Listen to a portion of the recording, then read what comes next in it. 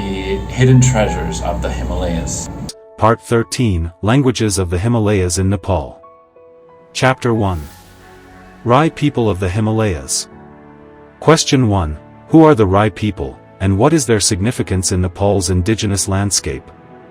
The Rai people are one of Nepal's oldest and most diverse indigenous ethnic groups, belonging to the broader Kirati ethnic family.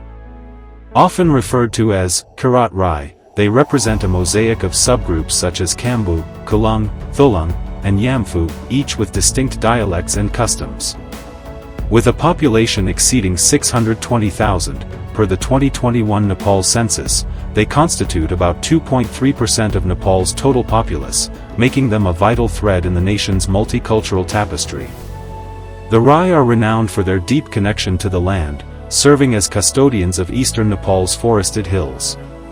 Their society emphasizes harmony with nature, communal living, and oral traditions that preserve myths of creation and heroism.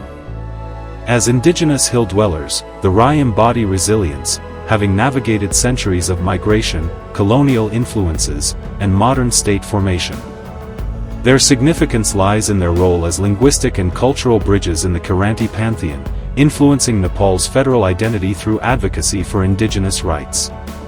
In language research, the Rai offer a fascinating case study of dialectal variation within a single ethnic umbrella, highlighting how geography shapes linguistic evolution.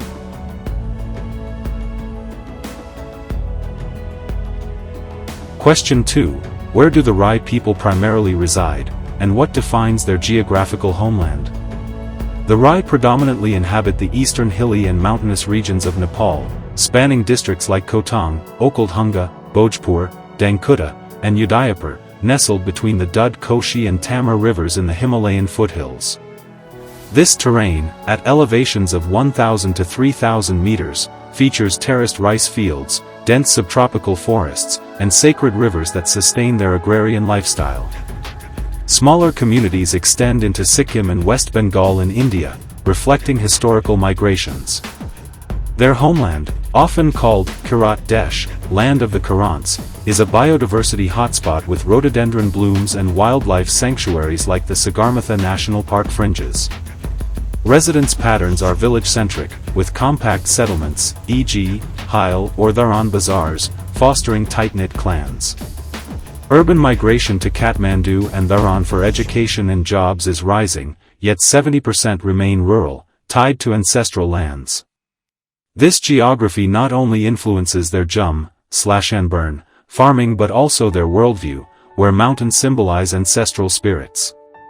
For linguists, the varied microclimates correlate with dialectal shifts, making Rai residents a natural laboratory for studying environmental linguistics.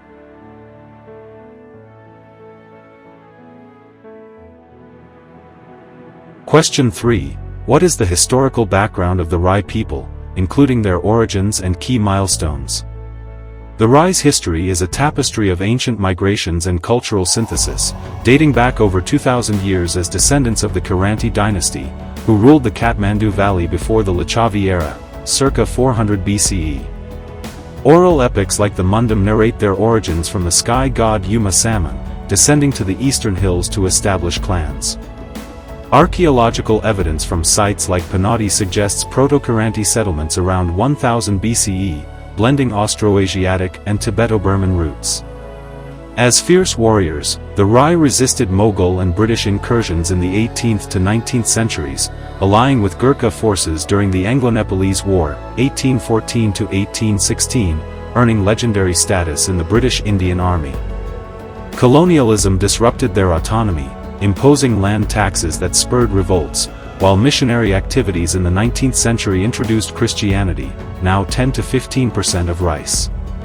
Post-1950 unification under the Shah dynasty marginalized indigenous rights, fueling the 1990s Janajati movement for federalism. The Maoist insurgency, 1996 to 2006, saw Rai involvement on both sides, exacerbating internal divisions. Today, the 2015 Constitution recognizes Rai as an indigenous nationality, granting language rights. Historically, their nomadic phases, driven by famines and conflicts, shaped a migratory ethos, evident in subgroups like the Kulung Rai's creation myth of Parahang, Shiva-like figure, forming the earth.